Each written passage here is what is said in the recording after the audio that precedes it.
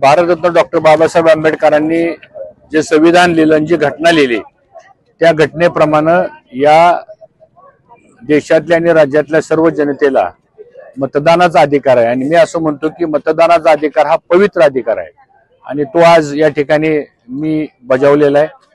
माझी विनंती आहे सर्व मतदारांना की निर्भयपणे आणि आपल्या सर्वांच्या लोकांनी ह्या मतदानाच्या प्रक्रियेमध्ये सहभाग घ्यावा आणि मतदानामध्ये भाग घ्यावा अशी सर्वांना मी विनंती करतो।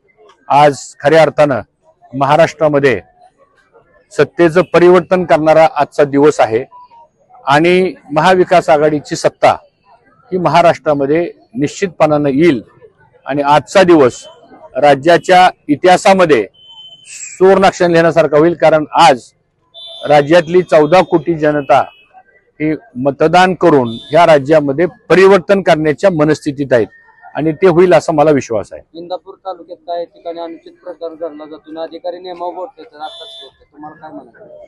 ठीक आहे, आता काही प्रमाणामध्ये अधिकाऱ्याचं काम करत असतात आणि माझी विनंती अशी आहे की जे काय असेल ते कायद्यानं नियमानं व्हावं।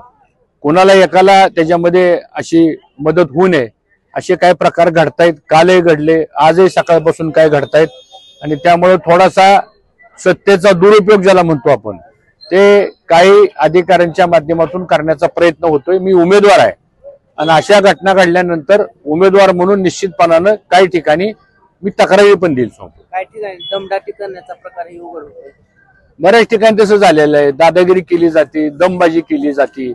बऱ्याच वेळा आमच्याच एजंटला आणि आमच्याच कार्यकर्त्याला नियम लावला जातो, इतरांना मात्र त्यातनं सूट दिली जाते। हे बाब अतिशय गंभीर आहे आणि म्हणून माझी सर्व कार्यकर्त्यांना विनंती आहे की संयमानं, किती जरी कोणी आपल्यावर दादागिरी करण्याचा प्रयत्न केला तर संयम सोडायचा नाही आणि आपला उद्देश काय, आपला उद्देश आहे मतदान शांततेत घडवायचा आणि ते घडवावं आणि मतदाराला मोकळ्या वातावरणात मतदान करू द्या।